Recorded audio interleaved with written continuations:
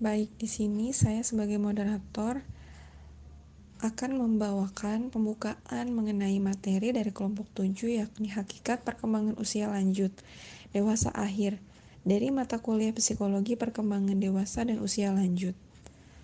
Serta di dalam kelompok kami terdapat 5 anggota yaitu Anjar Wati, lalu Muhammad Fadlan Nuraihan, Sabrina Nursiami, Ayu Sulasi, dan Enggi Muhammad Kadis. Selanjutnya, materi yang pertama akan dibawakan oleh teman-teman dari kelompok 7 mengenai dari usia lanjut. Pengertian lanjut usia. Lanjut usia adalah seseorang yang telah memasuki tahapan akhir dari fase kehidupan. Kelompok yang dikategorikan lansia ini akan mengalami suatu proses yang disebut aging process atau proses penuaan. Menua adalah suatu keadaan yang terjadi dalam kehidupan manusia. Proses menua merupakan proses panjang hidup. Tidak hanya dimulai dari suatu waktu tertentu, tetapi dimulai sejak permulaan kehidupan menjadi tua merupakan proses alamiah yang berarti seseorang telah melalui 3 tahapan dalam kehidupan, yaitu tahap menjadi anak-anak, dewasa, dan juga tua atau lanjut usia. Lansia merupakan tahap akhir dari proses penuaan. Proses menjadi tua akan ada dialami oleh setiap orang. Masa tua merupakan masa hidup manusia yang terakhir, di mana pada masa ini seseorang akan mengalami kemunduran fisik, mental, dan sosial secara bertahap sehingga tidak dapat melakukan tugasnya sehari-hari atau disebut juga tahap penurunan. Penuaan merupakan perubahan kumulatif pada makhluk hidup, termasuk tubuh, jaringan, dan sel yang mengalami penurunan kapasitas fungsional. Pada manusia, penuaan dihubungkan dengan perubahan degeneratif pada kulit, tulang, jantung, pembuluh darah, paru-paru, saraf, dan jaringan tubuh lainnya. Dengan kemampuan regeneratif yang terbatas, mereka lebih rentan terkena penyakit seperti dan juga sindroma dan kesakitan dibandingkan dengan orang dewasa lainnya. Menurut Mariam DKK, terdapat beberapa teori penuaan atau aging process, yaitu A. Teori biologis. Nah, teori ini berfokus pada proses fisiologi dalam kehidupan seseorang dari lahir sampai meninggal dunia. Perubahan yang terjadi pada tubuh dapat dipengaruhi oleh faktor luar yang bersifat patologi. Proses menua merupakan terjadinya perubahan struktur dan fungsi tubuh selama kehidupan. Teori ini lebih menekankan pada perubahan struktural sel atau organ tubuh termasuk pengaruh agen patologis. Selanjutnya, teori psikologi. Teori ini menjelaskan bagaimana seseorang merespon perkembangannya. Perkembangan seseorang akan terus berjalan walaupun seseorang tersebut telah menua. Teori ini terdiri dari teori hierarki kebutuhan manusia Maslow, yaitu tentang kebutuhan dasar manusia dari tingkat yang paling rendah, seperti kebutuhan biologis atau fisiologis atau seks, rasa aman, kasih sayang, dan harga diri, sampai tingkat yang paling tinggi yaitu aktualisasi diri. Teori individualisme Jung, yaitu sifat manusia terbagi menjadi 2, yaitu ekstrovert dan introvert. Pada lansia akan cenderung introvert. Mereka lebih suka menyendiri.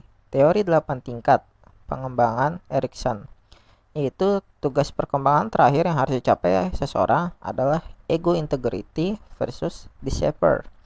Apabila seseorang mencapai tugas ini, maka dia akan berkembang menjadi orang yang bijaksana, yaitu menerima dirinya apa adanya, merasa hidup penuh arti, menjadi lansia yang bertanggung jawab dan kehidupannya berhasil. C. Teori kultural dikemukakan oleh Biakemore dan Boneham pada tahun 1992 yang menjelaskan bahwa tempat kelahiran seseorang berpengaruh pada budaya yang dianutnya. Budaya merupakan sikap, perasaan, nilai, dan kepercayaan yang terdapat pada suatu daerah dan dianut oleh kaum orang tua. Budaya yang dimiliki sejak ia lahir akan selalu dipertahankan sampai tua. Teori sosial, teori ini dikemukakan oleh Lemon tahun 1972 yang merupakan teori aktivitas atau lansia yang aktif dan memiliki banyak kegiatan sosial. Teori pembebasan, perubahan usia seseorang mengakibatkan seseorang menarik diri dari kehidupan sosialnya dan juga teori kesinambungan atau adanya kesinambungan pada siklus kehidupan lansia. Lansia tidak diperbolehkan meninggalkan peran dalam proses penuaan. Selanjutnya, teori genetika dikemukakan oleh Havlik tahun 1965 bahwa proses penuaan memiliki komponen genetik. Dilihat dari pengamatan bahwa anggota keluarga yang cenderung hidup pada umur yang sama, mereka mempunyai umur yang rata-rata sama tanpa mengikut sertakan meninggal akibat kecelakaan ataupun penyakit. Selanjutnya, teori rusaknya sistem imun tubuh mutasi yang berulang-ulang mengakibatkan sistem imun untuk mengenali dirinya berkurang sehingga terjadinya kelainan pada sel. Perubahan ini disebut peristiwa autoimun menurut Hayflick tahun 1965. Selanjutnya, yang terakhir ada teori menua akibat metabolisme. Pada zaman dahulu disebut lansia adalah seseorang yang botak, kebingungan, pendengaran yang menurun atau disebut dengan budek, bungkuk, dan beser atau inkontinensia urin menurut Martono. Teori kejiwaan sosial merupakan teori yang meliputi activity teori yang menyatakan bahwa lansia adalah orang yang aktif dan memiliki banyak kegiatan sosial. Selanjutnya, continuity teori adalah perubahan yang terjadi pada lansia dipengaruhi oleh tipe personality yang dimilikinya, dan disengagement teori adalah akibat bertambahnya usia seseorang, mereka mulai menarik diri dari pergaulan. Bismillahirrahmanirrahim. Penjelasan selanjutnya yaitu tentang faktor-faktor apa aja sih yang mempengaruhi proses penuaan. Faktor yang pertama yaitu adanya hereditas atau ketuaan genetik. Kemudian faktor kedua karena nutrisi atau makanan. Kemudian faktor yang ketiga status kesehatan. Faktor yang keempat pengalaman hidup. Faktor yang kelima ialah lingkungan. Dan yang terakhir atau yang keenam ialah stres. Nah, selanjutnya itu ada ciri-ciri masa lanjut usia. Ciri-ciri lanjut usia menurut Harlock 2006 adalah yang pertama ada periode kemunduran. Kemunduran pada lanjut usia sebagai datang dari faktor fisik yang merupakan suatu perubahan pada sel-sel tubuh, bukan karena penyakit khusus, tapi karena proses menua. Selain itu, kemunduran lanjut usia juga datang dari faktor psikologi, yaitu sikap tidak senang terhadap diri sendiri, orang lain, pekerjaan dan kehidupan yang terjadi seiring dengan bertambahnya usia. Kemudian yang kedua, perbedaan individual pada efek menua.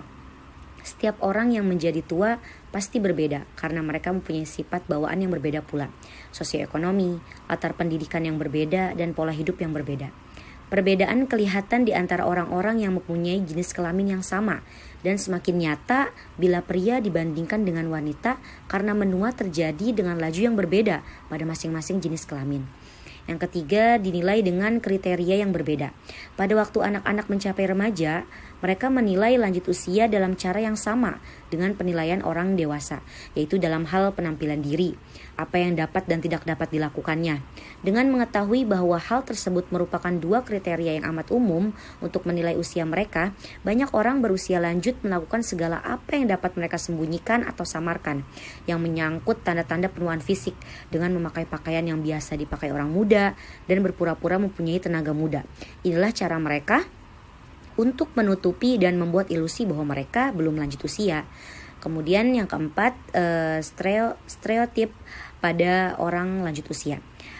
Pendapat klise yang telah dikenal masyarakat tentang lanjut usia adalah pria dan wanita yang keadaan fisik dan mentalnya loyo, sering pikun, jalannya membungkuk dan sulit hidup bersama dengan siapapun karena hari-harinya yang penuh manfaat telah lewat, sehingga perlu dijauhkan dari orang-orang yang lebih muda. Kemudian, sikap sosial terhadap lanjut usia. Pendapat klise tentang usia lanjut mempunyai pengaruh yang besar terhadap usia lanjut maupun terhadap orang berusia lanjut. Dan kebanyakan pendapat klise tersebut tidak menyenangkan, maka sikap sosial tampaknya cenderung tidak menyenangkan. Selanjutnya, menua membutuhkan perubahan peran.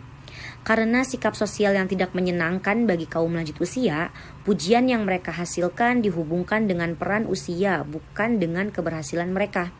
Perasaan tidak berguna dan tidak diperlukan lagi bagi lanjut usia menumbuhkan rasa rendah diri dan kemarahan, yaitu suatu perasaan yang tidak menunjang proses penyesuaian sosial seseorang. Yang terakhir, penyesuaian yang buruk merupakan ciri-ciri lanjut usia karena sikap sosial yang tidak menyenangkan bagi kaum lanjut usia yang nampak dalam cara orang memperlakukan mereka. Maka tidak heran lagi kalau banyak orang usia mengembangkan konsep diri yang tidak menyenangkan. Hal ini cenderung diwujudkan dalam bentuk perilaku yang buruk dengan tingkat kekerasan yang berbeda pula.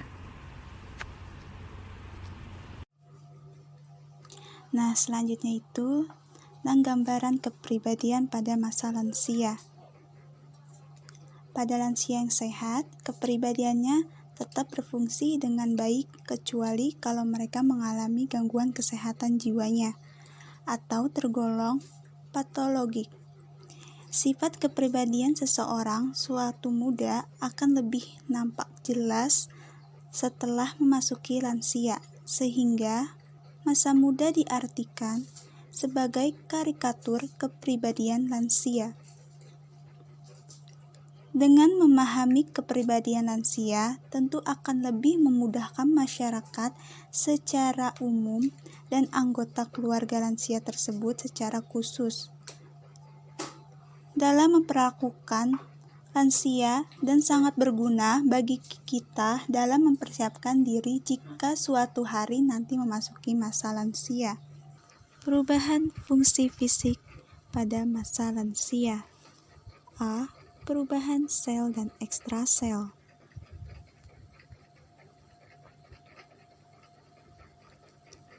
Yang mengakibatkan penurunan tampilan dan fungsi fisik lansia menjadi lebih pendek akibat adanya pengurangan lebar bahu dan pelebaran lingkar dada dan perut. B. Perubahan kardiovaskular, yaitu pada kantong jantung terjadi adanya penebalan dan kaku, terjadi penurunan kemampuan memompa darah. C.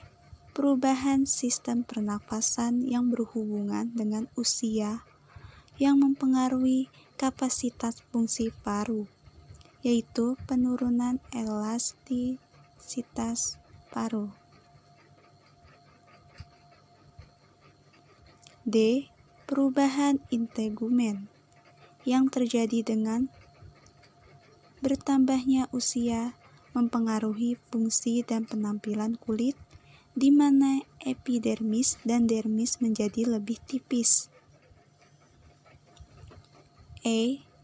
Perubahan sistem persyarafan. Terjadi perubahan struktur dan fungsi sistem saraf. Saraf panca indera mengecil sehingga fungsi menurun serta lambat dalam respon. F.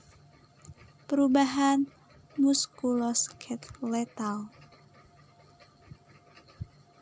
Sering terjadi pada wanita pasca menopause yang dapat mengalami kehilangan densitas tulang yang masif, dapat mengakibatkan osteoporosis. G. Perubahan gastrointestinal.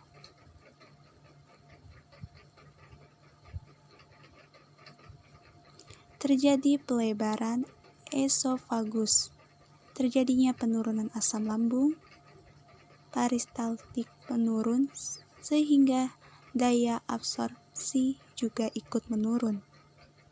H. Perubahan genitourinaria. Terjadi pengecilan ginjal pada aliran darah ke ginjal menurun. I. Perubahan pada vesika urinaria. Terjadi pada wanita yang dapat menyebabkan otot-otot melemah, kapasitasnya menurun, dan terjadi retensi urin. J. Perubahan pada pendengaran, yaitu terjadi membran timpani atrofi yang dapat menyebabkan gangguan pendengaran dan tulang-tulang pendengaran mengalami kekakuan. K. Perubahan pada penglihatan. Perubahan ini terjadi pada respon mata yang menurun terhadap sinar. Adaptasi terhadap menurunnya, akomodasi menurun, lapangan pandangan menurun, dan bisa disebut dengan katarak. Perubahan fungsi kognitif pada masa lansia. Perubahan kognitif pada lansia dapat terjadi karena memulai melambatnya proses berpikir, mudah lupa, bingung, dan pikun. Pada lansia, kehilangan jangka pendek dan baru merupakan hal yang sering terjadi. Perkembangan psikososial lansia. Menurut Erikson, perkembangan psikososial masa dewasa akhir ditandai dengan 3 gejala penting, yaitu 1. Perkembangan keintiman. 2. Perkembangan generatif. 3. Perkembangan integritas. Slide selanjutnya, sikap menghadapi kematian pada lansia. Persiapan yang dilakukan lansia dalam mempersiapkan diri menghadapi kematian adalah yakni dengan beribadah kepada Tuhan. Antara lain dengan menjalankan kehidupan yang sesuai dengan ajaran agama masing-masing, banyak mawas diri, melaksanakan sholat 5 waktu, menunaikan ibadah haji, rajin pergi ke gereja, rajin mengikuti pengajian dan ceramah keagamaan, membaca buku-buku keagamaan, dan kegiatan lainnya yang dapat mempertebal keyakinan agama masing-masing. Nah, setelah dari pembahasan materi dari kelompok 7 mengenai hakikat perkembangan usia lanjut, dewasa akhir, dari pengertian serta proses menjadi tua, faktor-faktor yang mempengaruhi penuaan, serta ciri-ciri masa usia lanjut. Gambaran kepribadian pada masa lansia. Secara adapun perubahan fisik pada masa lansia tentunya dapat dilihat, dan perubahan fungsi kognitif pada lansia pun berubah, serta perkembangan psikososial lansia pun, dan adapun sikap untuk menghadapi kematian pada lansia. Berikut materi yang telah kelompok 7 sampaikan.